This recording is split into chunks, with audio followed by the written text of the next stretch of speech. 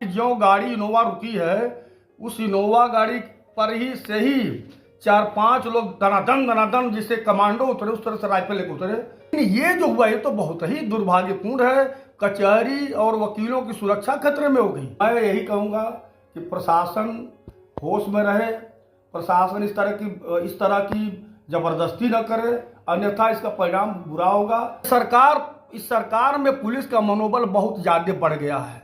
उनको सच्चाई पता करना चाहिए। सबसे बदमाश तो वो उप निरीक्षक जिनकी ड्यूटी थी वो खुद मौके पर। अध्यक्ष जी, कल कचहरी में कुछ असलाधारियों को वकीलों ने भगाया, जिसके खिलाफ लगभग 200 वकीलों पर और कुछ ज्ञात लगभग 200 अज्ञात वकीलों पर FIR दर्ज हुई मऊ कचहरी में। तो क्या था मामला और किस तरीके का अपराधियों को वकीलों ने भगाया है? मैं विनोद कुमार पांडे, पूर्व अध्यक्ष civil court central bar association Mau.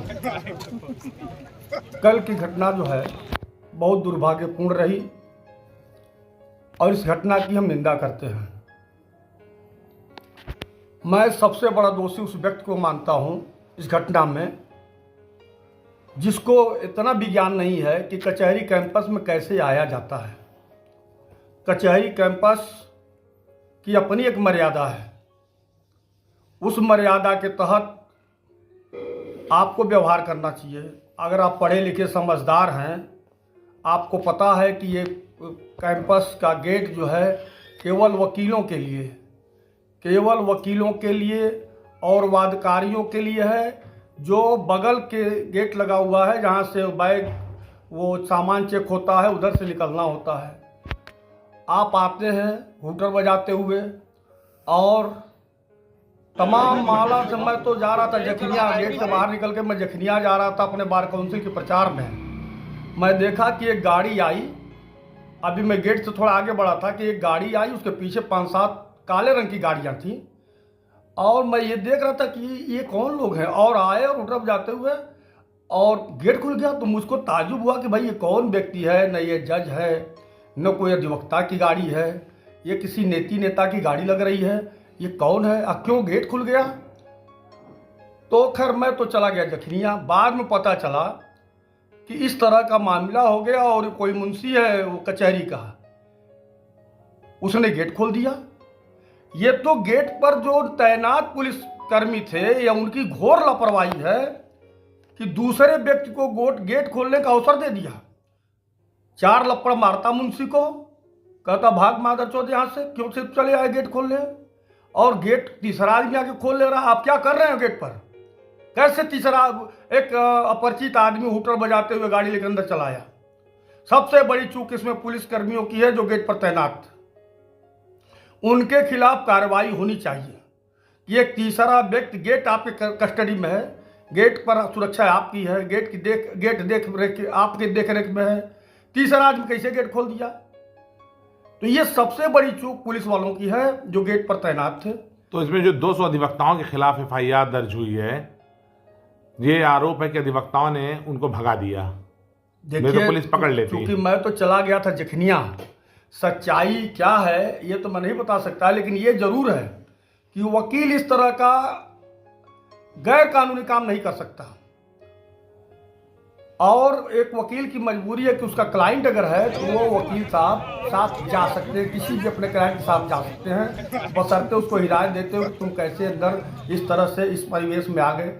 हो सकता है वकील साहब को पता ना रहा हो कि इस स्थिति में ही आ गए। तो ये बहुत दुर्भाग्यपूर्ण घटना है और सबसे बड़ा दोषी वो जो गेट खोला है वो है मुंशी, और जो वहां पर सुरक्षाकर्मी तैनात थे, गेट जिनके कस्टडी में था, गेट की देखरेख की जिम्मेदारी इस पर थी, उनकी कमी है।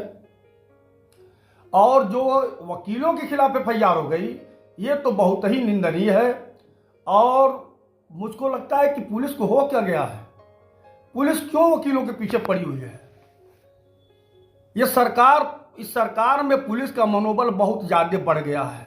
उनको सच्चाई पता करना चाहिए कि सच्चाई क्या थी। CCTV लगा हुआ है, कैमरे से सब साफ हो जाएगा किसमें किसका दोष है, कौन निर्दोष है। 150 से 200 वकील, मैंने बहुत बड़ी तादाद हो गई। क्यों 150 से 200 वकील जो है किसी मुलजिम को छुड़ाएंगे? उनका क्या इंटरेस्ट है? लोग काम कर रहे थे, वो तो कल तो कंडोलेंस था, लोग अपना वकील फाइल का काम देख रहे थे। लेकिन ये जो हुआ ये तो बहुत ही दुर्भाग्यपूर्ण है। कचहरी और वकीलों की सुरक्षा खतरे में हो गई। इसलिए मैं जब निकल रहा था गाड़ी से मैं देखा कि जो गाड़ी इनोवा रुकी है उस इनोवा गाड़ी पर ही से ही 4-5 लोग दनादन जिससे कमांडो उतरे उस तरह से राइफल लेकर उतरे। तो मुझको थोड़ा लगा कि साला ये कौन आदमी आ गया है। लेकिन सबसे बड़ी दुर्भाग्यपूर्ण घटना है कि ये जिम्मेदारी गेट पर तैनात सुरक्षा कर्मियों की थी कि वो गेट खोलें ना, और खोलें तो उनको पकड़ के दबोच करके और उनको कस्टडी में ले लें। इस पे आप लोग का अगला कदम क्या होगा?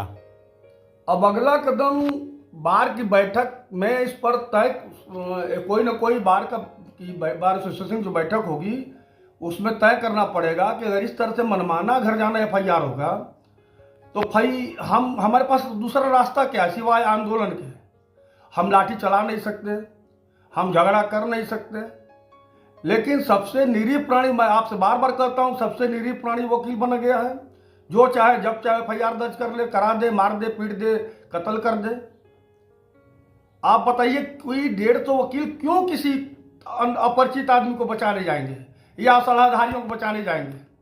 अधिवक्ताओं या शासन प्रशासन से कुछ आप जरा कहना चाहेंगे? नेचुरल ढंग से सोचिए कि क्या इंटरेस्ट उनका हो सकता है, क्यों ऐसा करेंगे? अपनी गलती मानते नहीं, दूसरे पर दोष लगाते हैं। सबसे बदमाश तो वो उपनिरीक्षक जो वहाँ जिनकी ड्यूटी थी वो खुद मौके पर, मैं तो निकल रहा था ना गेट से, तो आपको रोकना चाहिए था, आप गाड़ी घुसने दिए।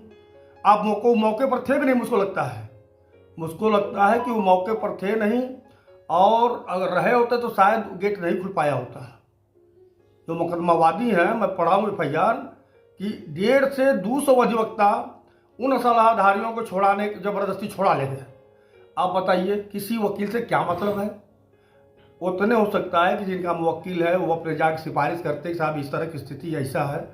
आम वकीलों को क्या मतलब है? बहरहाल तो वकीलों से और अधिवक्ताओं से और शासन प्रशासन से कुछ कहना चाहेंगे इस मामले में?